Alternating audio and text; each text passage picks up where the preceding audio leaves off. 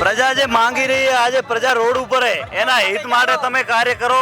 રાજા હોય, સરકાર હોય, કોઈ પણ નેતા હોય, પ્રજાના હિત માટે કામ કરવું જોઈએ. બરાબર, આજે પ્રજા માંગી રહી છે.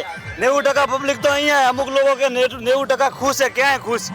90% પબ્લિક તો બધી રોડ ઉપર માંગણી કરે કે અમારે તો બનાસકાંઠામાં રહેવું હોય. બધા પોતપોતાના લિંકથી, પોતપોતાના કંઈક ને કંઈક ફાયદાથી નથી બોલતા. જે ઘણા એટલા નેતાઓ એવા છે જે બોલવા નથી માંગતા.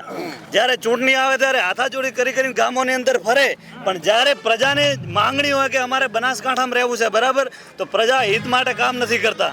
પછી આવશે, રોડે રોડે ફરશે, હાથા જોડશે, ગાડીઓમાં ઉતરશે, અમને વોટ આલો. તમને વોટ આવ્યાથી ફાયદો હું? આજે કોઈ પણ પક્ષપાત વગર અપક્ષના નેતા પણ છે, ભાજપના છે ને કોંગ્રેસના છે, એમની માંગણી પ્રજાના હિત માટેની છે. બરાબર, એટલે પ્રજા જે માંગે એ સરકારને અમારી વિનંતી છે કે તમે સમજો. પ્રજાને નથી જાવું તો શું કામ તમે આ દાવેદારીથી મૂકો? આ બાજુ જ્યાં રહેવું હોય ત્યાં જ મૂકો.